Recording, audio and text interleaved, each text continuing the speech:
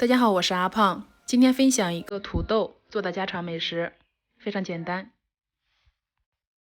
这里需要配菜一把干香菇，用刚烧好的开水泡发，然后大碗中加入300克面粉，用170毫升凉水和面，凉水和面口感会更劲道。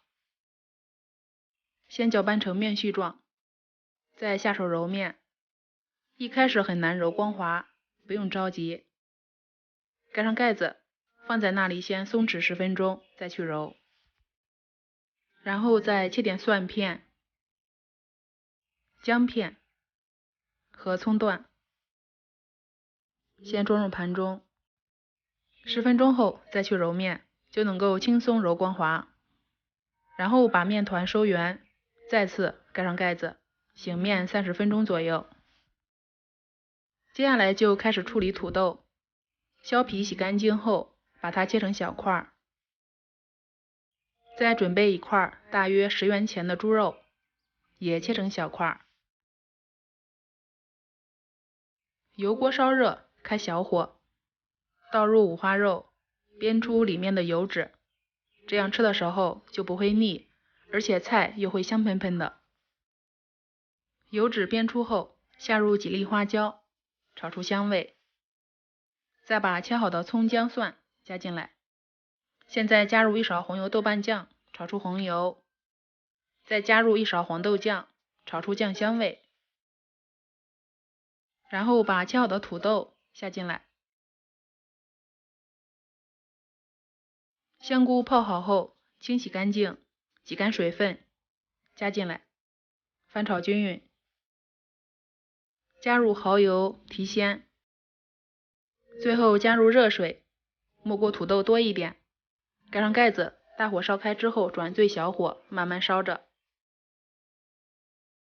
取出醒好的面团，撒上干粉，拍扁，然后用擀面杖把它擀开，厚度大约2毫米左右，像这样就可以了。然后把它叠起来，再切成宽约3厘米的段，然后把面片展开，太长的话中间可以切1刀，像这样就做好了。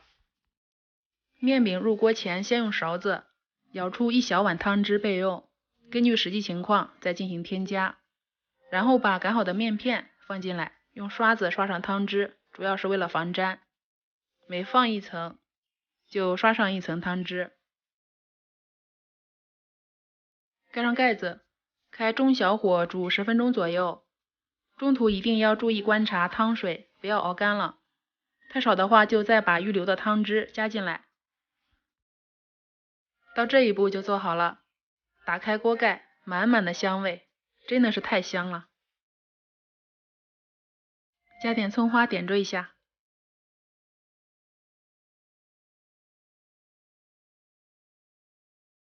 这样做的土豆焖饼吃起来口感特别丰富，大块的土豆已经消失了，变成软绵绵的状态，附着在面饼上。吃的时候口感先是沙沙的，然后沙沙中的口感又带着面皮的劲道，哇，真的是太过瘾了。这样做饭和菜都有了，非常的省时省力。